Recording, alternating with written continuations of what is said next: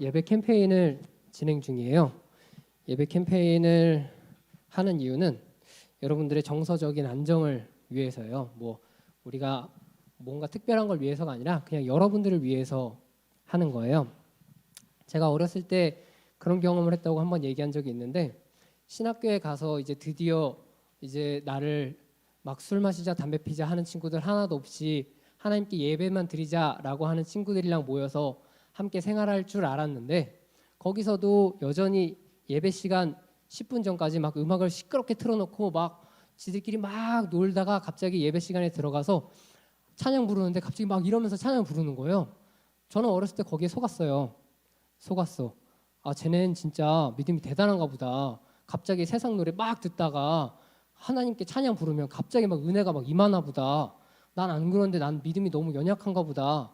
어렸을 땐 그렇게 생각했는데 이게 속은 거였어요. 그런 애들은 사실 정서가 정상이 아니에요. 여러분들 생각을 해보세요. 누군가가 1이라는 주제를 가지고 얘기를 하다가 갑자기 혼자 1이라는 주제를 가지고 얘기를 하다가 갑자기 2로 가버려. 혼자서 막 그러면서 막 얘기를 해. 아무도 이해를 못해. 뭐지? 뭐 하는 거지? 제 정상 맞는 건가? 우리는 보통은 이렇게 생각을 해야 돼요. 그것처럼 만약에 우리가 하나님께 경배하러 왔는데 세상 생각을 예배 드리기 1분 전까지 계속하고 있다. 그러다 갑자기 하나님께 경배를 드리는데 은혜를 받는다? 이거는 사실 거짓말이에요.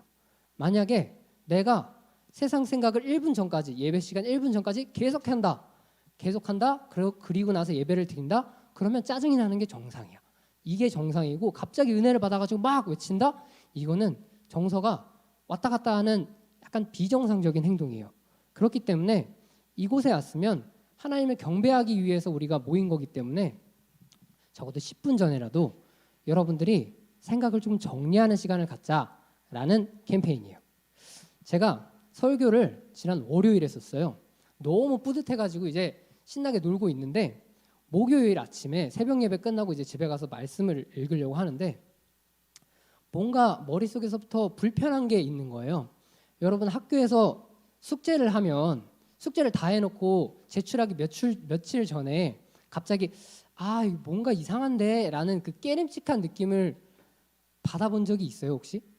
저는 어렸을 때 그런 적이 몇 번 있었는데, 숙제를 이제 제출하려고 그랬는데 뭔가 내가 이 주제에 좀 안 맞는 것 같아. 그래서 숙제를 제출하기 하루 전날 밤에 이거 다시 써야 되는데 이 불안감에 떨면서 있었던 게 갑자기 목요일 아침에 딱 드는 거예요. 그래서 성경을 봤는데 정말 중요한 거 하나를 제가 놓치고 있었더라고요. 뭐냐면, 제가 여러분들한테 질문을 하나 할게요. 바리새인과 대제사장들과 서기관이 뭐 하는 사람인지 혹시 아세요? 아는 사람 있으면 손 한번 들어볼래요? 제가 이 친구한테는 엄청난 선물을 줄게. 난 이 사람들이 뭐 하는 줄 안다. 그래서 제가 제 같이 사는 사람한테도 물어봤어요. 뭐 하는 사람들인지 알아? 그랬더니 자세히는 모른대요. 그래서 조금 더 생각을 하다가 근본적인 질문에 빠져든 거예요. 뭐냐면, 그러면 바리새인과 대제사장과 서기관들이 뭐 하는 사람인지 혹시 관심은 있어? 라고 물었더니 당연히 관심이 없죠. 그 사람들이 나랑 무슨 상관이야 대체. 근데 제가 그 얘기만 하려고 그러는 거예요. 예수님을 십자가에 박은 사람들이 바리새인과 대제사장들과 서기관들이에요 라고, 이 사람들 나쁜 사람들이에요 라고만 얘기를 하려고 했던 거예요. 이 사람들이 뭐 하는 사람인지도 모르는데. 여러분들은 그러면 당연히 공감이 전혀 1%도 되지 않지. 왜냐하면 무슨 사람들인지도 모르고 그냥 전도사님 의견에 나쁜 사람들이라고 얘기를 하는데 이 사람들이 예수님을 죽였어. 뭔 소리 하는 거지? 라고 하는 게 당연한 거라는 생각이 들었어요. 그래서 오늘은 이 사람들이 왜 예수님 십자가에 죽였을까 고민을 해서 이 당시의 것과 지금의 것과 조금 섞어가지고 여러분들한테 얘기를 해줄 건데, 먼저 오늘 나오지 않는 바리새인들에 대해서 얘기를 할 거예요. 바리새인들은 목사님이 아니에요. 목사님이 아니라 그냥 교회 다니는 어른들 중에서 정말 신앙생활 열심히 하는 그런 어른들인데, 예수님이 이 사람들을 무지하게 싫어하고 무지하게 싸웠어요. 왜냐하면 이 사람들이 예수님께 혼난 것 중에 하나가 식사를 하는데 손을 안 씻었다고 예수님의 제자들한테 시비를 거는 거예요. 그래서 그게 대체 뭐가 중요하냐, 하나님 나라에 가는데. 예수님께서 이렇게 그들을 혼내신 거예요. 그러니까 지금 교회로 따지면 어떤 어른이 갑자기 나한테 와가지고, 나는 그 어른을 모르는데 갑자기 와가지고 야, 너 왜 인사 안 해? 임마. 이거랑 똑같은 거예요. 그러면서 야, 너 어른한테 인사 안 하면 천국 가 안 가? 뭔 상관이야 대체 그거랑 천국 가는 거랑. 그런 걸로 이렇게 야, 그리스도인이면 이렇게 해야지, 정말 쓰잘데기 없는 걸로 하니까 사람들한테 사실 본이 하나도 안 돼. 근데 사소한 것 하나하나까지 야, 너 그리스도인이면 그러면 안 돼! 이러니까 예수님이 야, 답답하더라. 대체 이게 뭐가 중요하냐, 하나님 나라 가는데? 라고 하면서 혼냈던 사람들이 바리새인들이에요. 근데 그들은 우리가 잘했다라고 항상 어필을 해요. 제가 이거에 대해서 조금 생각을 하다가 그런 생각이 들었어. 어렸을 때 저는 학교 다닐 때 반에서 청소를 했어요. 학교 끝나면. 여러분들도 요즘 하나? 안 하나요? 강인아, 하니 학교에서 청소? 아, 해요. 고마워. 학교에서 청소를 하는데 꼭 그런 애들이 있어. 빗자루만 들고 왔다 갔다 하는 애들. 아, 진짜 극혐인데 갑자기 선생님이 들어오잖아? 걔가 제일 열심히 해. 그러면 선생님이 속을까? 선생님이 만약에 한 선생님 생활 10년 이상 했으면 안 속아. 걔가 무슨 마음 가지고 있는지 다 알아. 선생님 앞에서 열심히 해도 에휴, 저 빌어먹을 놈 이러면서 선생님 속으로 그런 생각을 하고 있어요. 근데도 그냥 아휴, 그래 언젠가 바뀌겠지 이러면서 속아주는 거예요. 바리새인들이 딱 그런 사람이야. 사람들 앞에서 멋있는 척 열심히 하는데 마음은 하나님을 전혀 사랑하는 마음이 없어요. 예수님께서 바리새인과 대제사장들과 서기관들 행동으로도 잘못하는 거 알아. 근데 이 사람들이 잘못했다라고 얘기를 하는 거는 마음으로 하나님을 사랑하지 않아서 잘못했다라고 지적을 하는 거예요. 두 번째로 서기관들인데, 오늘 본문에 나온 서기관들이 예수님을 잡아 죽일 흉계를 꾸몄다라고 하는데, 서기관들은 엄청난 엘리트들이에요. 이 사람들은 주전 2000년이 아니라 지금으로부터 2000년 이스라엘은 문맹률이 90%였어요. 그러니까 글을 읽을 줄 아는 사람이 인구의 10%밖에 안 돼. 근데 그 중에서도 너무 똑똑해서 성경을 막 다 써가지고 사람들한테 보급하던 사람들이었고, 더 똑똑한 서기관들은 왕 옆에서 우리 막 가끔 사극 보면 왕 옆에서 막 이렇게 붓 이렇게 들고 이렇게 막 쓰는 사람들 있잖아요. 사실 그 사람들이 엄청난 엘리트들이에요. 왜냐면 왕이 그 사람들한테 가끔씩 조언도 구하거든. 엄청나게 똑똑한 사람들이에요. 이 사람들이 뭘 했냐면 성경을 자기들이 다 썼어요. 그러니까 이게 성경이랑 조금이라도 핀트가 나가면 무조건 시비를 거는 거예요. 어느 날 예수님께서 3명의 제자들과 함께 산에 올라가셨어요. 9명의 제자들이 산 아래에서 그냥 예수님 기다리고 있는데, 어떤 아저씨가 한 명이 와가지고 내 자식이 귀신 들렸는데 내 자식 좀 고쳐달라고 제자들한테 그렇게 얘기를 한 거예요. 근데 이 말씀이 있기 전에 예수님께서 제자들한테 그랬거든요. 너희한테 귀신 쫓을 권세를 주겠다라고 예수님께서 얘기를 하셨어요. 그러니까 제자들은 자기들이 쫓을 수 있을 줄 알았어. 했는데 안 되는 거지. 귀신을 못 쫓았어요. 근데 그거를 마침 서기관들이 와가지고 보고 있었어요. 그래가지고 서기관들이랑 제자들이랑 싸움이 붙었어. 야, 너네 무슨 성경 막 그렇게 막 이렇게 예수님 믿는다고 하면서 뭐야? 하나도 안 되네? 이러면서 막 시비를 걸었어요. 그러니까 그 사람들은 성경책이 이렇게 있으면 이미 다 알고 있어. 이미 다 알고 있으니까 야, 그거 그대로 안 되네. 야, 이건 이렇게 해야지. 이러면서 말만 뻔지르르하게 하는 사람들이에요. 예수님을 마음으로 믿지 않아. 성경을 다 알면 뭐해? 예수님이 왔는데 안 믿는데. 중요한 건 그거예요. 우리가 성경을 아무리 많이 알아도 예수님이 왔을 때 안 믿으면 말짱 꽝이야. 서기관들이 그랬어요. 정말 많이 아는데 정말 많이 알면 뭐해? 마음이 비어 있는데. 이 두 번째 서기관들도 마음이 비어 있었어요. 세 번째로는 대제사장들인데, 이 사람들은 원래는 들이라고 쓰지 않아요. 원래는 대제사장은 한 명이에요.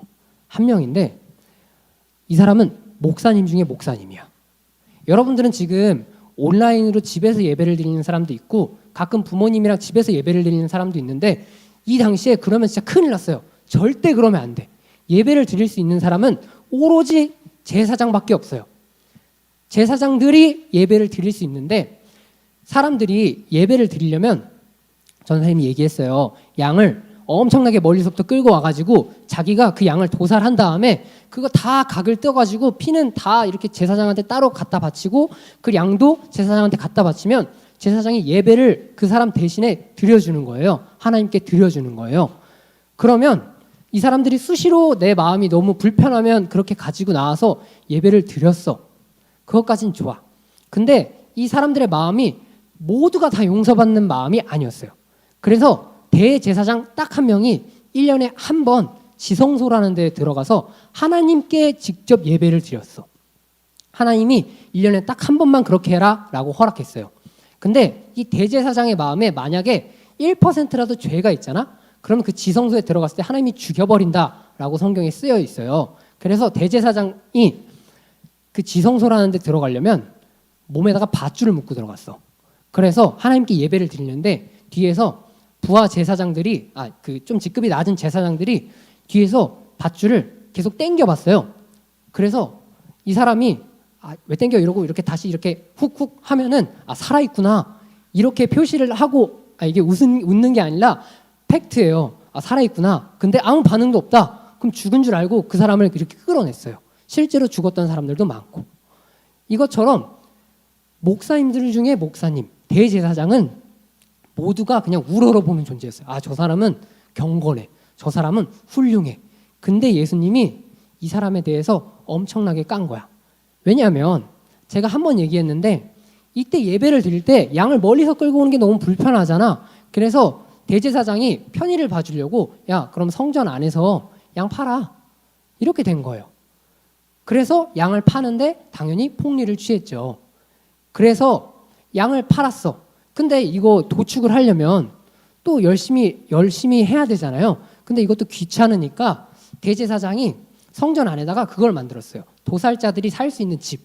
그래가지고 너네 돈만 내면 우리가 양도 구해주고 도축도 해줄게. 너네 그냥 그거 갖고 오기만 해. 이렇게 된 거예요.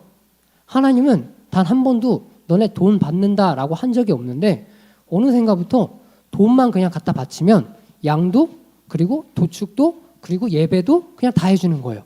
우리가 마치 이 자리에 와가지고 1,000원짜리 딸랑 내고 그래 한번 찬양해봐. 그래 잘하는구나. 그래 설교해봐. 잘하는구나. 그러면서 내가 마음이 평안해지면 그래 나는 예배 드렸어. 이러고 돌아가는 것 같은데 사실 예배라는 건 자기의 마음을 다 하나님께 드리는 거예요. 나를 하나님께 드리는 거야. 근데 우리는 여기 나와서 우리는이 아니지. 이 사람들은 이때 성전에 나와서 그냥 자기들이 돈 몇 푼 갖다 바치고 구경했어요. 나를 위해서 양을 잡는군. 나를 위해서 예배를 드려주는군. 그럼 난 죄가 없군. 이러면서 돌아갔어요. 이게 마음이 사람들이 다 망가지기 시작하는 거예요. 이러면 예배가 내가 그냥 평안해지려고 예배를 드리지 사람들은 하나님이 위대해서 하나님께 올려드리려고 예배를 드리는 사람이 없어졌어요. 그러니까 지금 시대에 와가지고는 여러분 예배는 하나님께 우리 마음을 다 드리는 거예요. 이러면 굉장히 어색해. 우리를 드려? 무슨 소리지? 이런 시대가 됐어요. 이 사람들에 대해서 얘기를 하는 게 뭐냐면 지도자들이 잘못됐다라는 거예요. 바리새인 지도자들도 잘못됐고 서기관들도 잘못됐고 대제사장들도 잘못됐어요. 모두가 잘못된 지도자들을 만나서 사람들이 그렇게 신앙생활을 하는데 이렇게 잘못된 지도자들을 만나가지고 신앙생활을 하면 무슨 일이 벌어지는지 여러분들한테 짧게 얘기해 줄게요. 예수님을 따르던 사람들이 많았다라고 얘기를 했는데 이 당시에 예수님을 따르던 인구는 인구 전체의 5%도 되지 않아요. 그럼 나머지 95%는 이 사람들은 태어날 때부터 다 모태신앙이거든요. 그러면 인구의 95%는 바리새인, 대제사장, 서기관 이 사람들 따르는 사람들이에요. 이 사람들이 신앙생활 이렇게 해야 돼라고 인도해 줬던 사람들이에요.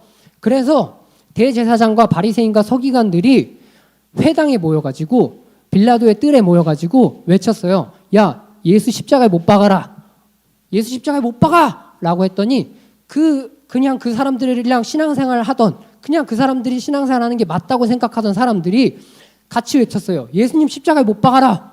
라고 같이 외쳤어요. 아무것도 모르는 채로 하나님의 아들 예수 그리스도를 자기들이 십자가에 못 박아 죽였어요. 잘못된 지도자를 만나면 이렇게 돼. 잘못된 신앙의 선생님을 만나면 이렇게 된단 말이지. 근데 이거에 대해서 우리는 그럼 목사님들이 잘못했네요. 맞아, 목사님들이 잘못했어. 전도사님이 잘못했네요. 맞아요, 제가 잘못했어요. 조금 더 하나님께 경건해서 조금 더 하나님의 말씀을 제대로 전하는 그런 전도사가 되기를 제 자신에게 소망하는데 근데 이것보다 중요한 게 원래 성경에 쓰여 있는 게 있어요. 그 얘기를 해줄게요. 원래 성경에서는 잘못된 지도자들을 만나면 잘못된 길로 인도받는다라고 하는데 꼭 그렇지 않아. 그리고 지금 시대를 사는 여러분들은 정말 깨어있는 사람들이라는 게 인식이 좋은 사람들이라고 되는 게 지금 현 상황에서 많이 나와 있어요. 하나를 예로 들면 얼마 전에 한강에 의대생이 빠져 죽었어요. 그래서 경찰에서 수사를 한 다음에 발표를 했어요. 이 사람은 혼자 뛰어든 것 같습니다. 온갖 테스트를 다 해가지고 결론을 내린 게 이 사람은 혼자 뛰어든 것 같습니다. 라고 결론을 내렸더니 언론에서 그 다음에 사람들이 난리를 쳤어요. 야, 못 믿겠다. 못 믿겠다. 제대로 조사해. 다시 조사해. 계속 이러면서 한 달 넘게 계속 조사하고 있어요. 그러면서 어떤 유튜버들은 자기들이 직접 수사를 하는 과정들을 막 올리기 시작했어요. 이것처럼 뭐냐면 우리는 더 이상 저 정권이랑 저 공권력을 믿지 못하겠다. 우리는 너희들이 하는 걸 보니까 못 믿겠다라고 했어요. 그래서 요즘에는 드라마 트렌드도 그렇게 조금씩 바뀌어간다라는 게 빈 땡땡이라는 마피아 드라마랑 모범 땡땡이라는 드라마가 있어요. 그 드라마들을 저는 잘 보지는 않았는데 결론이 이랬대요. 결론이 사적인 복수를 정당화시키는 듯한 뉘앙스로 드라마가 끝난다라고 얘기를 하는데 원래 드라마들은 그러면 영화들은 그러면 정말 정의로운 검찰이 나오거나 정말 정의로운 경찰이 나와서 베테랑의 황정민 아저씨처럼 막 그냥 때려잡거나 이런 걸로 끝나야 되는데 이제는 아예 못 믿겠다. 그냥 우리들이 해결하겠다. 이런 식으로 흘러갔어요. 이처럼 만약에 지도자들이 잘못됐다면 깨어있는 사람들이 이건 잘못된 거야 라고 명백하게 깨닫고 제대로 된 길로 가면 돼요. 성경에서는 이런 것들이 많이 나와 있어요. 지금 예수님이 살던 시대가 진짜 이거 지도자들도 최악이고 완전 최악이네. 성경에서는 최악이었던 시대들이 몇 군데 있는데 진짜 최악이었던 시절이 있었어요. 그 당시에는 목사님들이 원래 일부 일처제여야 되는데 막 첩도 두고 막 어떤 여자랑 바람도 피고 이랬던 시절이 있어요. 그 시절을 사사기 시대라고 얘기를 하는데 사사기 3장에 보면 이스라엘 백성들이 하나님 앞에 잘못했대. 잘못해가지고 하나님이 모아방을 통해서 18년 동안 그들을 괴롭혔대요. 18년이면은 진짜 제가 생각해보니까 어마어마한 시절이에요. 우리가 한두 달만 집단 괴롭힘 당해도 한두 달만 삥 뜯어도 진짜 막 마음이 너무 힘들고 멘탈이 나갈 것 같은데 이 사람들은 18년 동안 괴롭힘을 당했대요. 18년이 어느 정도 세월이냐면 우리 학생부에서 18년 동안 산 사람은 고3밖에 없어요.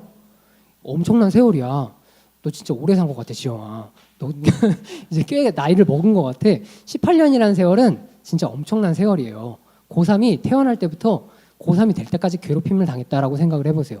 그런 기간이에요. 그 기간 동안 괴롭힘 당하니까 이 사람들이 너무 괴로워서 하나님께 기도했어요. 제발 살려주세요. 제발 살려주세요. 이랬더니 하나님이 하나님을 온전히 의지했던 사람 한 명을 보내줘요.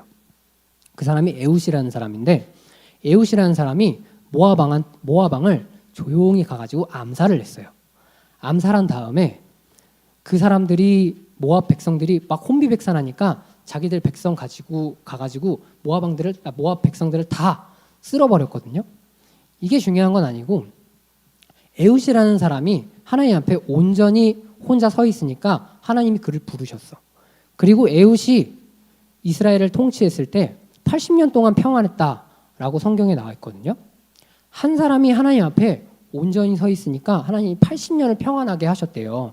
근데 이게 80년이라는 게 의미가 있어요. 원래 이스라엘에서는 한 세대, 제너레이션을 40년으로 봐요. 그러니까 에훗이 다스렸던 첫 번째 40년은 지금 여러분들의 만약에 엄마 아빠야. 엄마 아빠가 40년 동안 자기들의 삶 전체가 평안했다. 그리고 그 다음 40년 여러분들의 세대가 부모님이 제대로 믿고 그리고 에훗이라는 올바른 지도자가 나왔을 때 우리에게 40년 동안 평안을 선물해 준 거예요. 우리가 지금 중학생만 입학을 해도 공부 때문에 스트레스를 받고 고등학교를 이제 졸업할 쯤 되면 뭐 해 먹고 살지? 대학생을 졸업할 쯤 되면 정말 우울에 빠지고 이런 힘든 삶이 계속 연속돼 있어요. 근데 만약에 우리의 평생 태어날 때부터 죽을 때까지 평안했다. 이러면 너무 행복하지 않을까? 에훗이라는 사람은 그거를 그 다음 세대에 선물해 줬어요.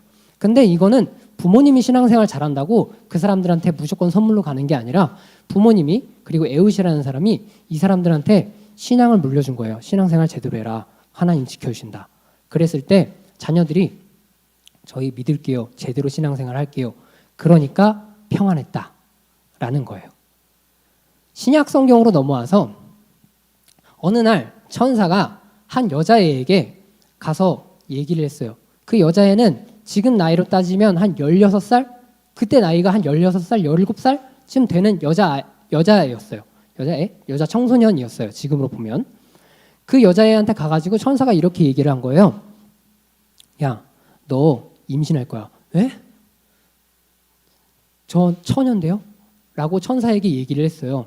그랬더니 야, 걱정 마. 하나님이 하실 거야. 라고 천사가 얘기를 한 거예요.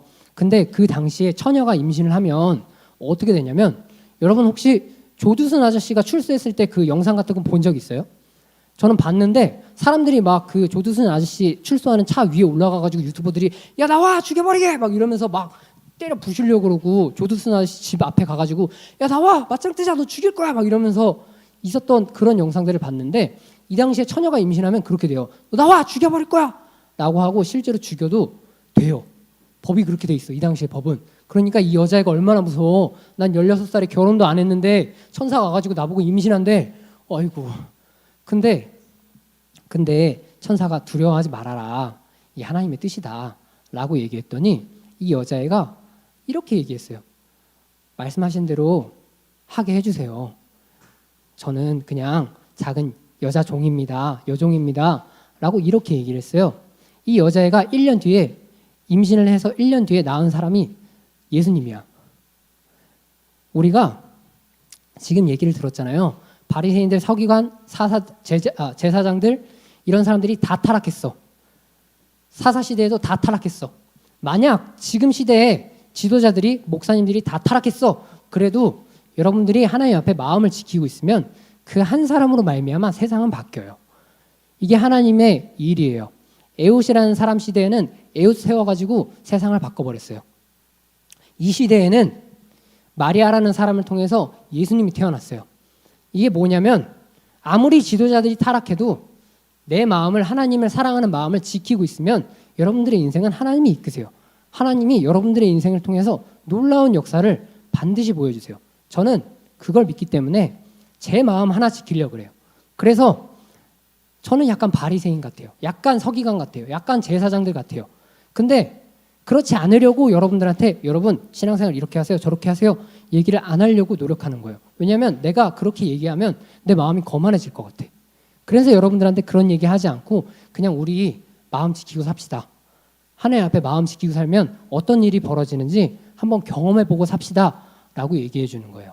여러분들이 마음을 지켰을 때, 하나님 앞에 마음을 지켰을 때 어떤 일이 일어나는지 여러분들이 한번 경험해보고 사세요. 성경은 그런 일들이 계속 써 있어요. 세상은 악해요. 원래 악해요. 계속 악해요. 근데 세상에 악한 사람들이, 악한 수많은 사람들이 죄를 짓고 잘못을 저질렀어. 내가 이게 올바른 행동이라고 생각해서 예수님을 십자가에 못 박아라라고 죽였어요. 저는 어렸을 때 여러분들 나이 때에 그 생각을 했어요.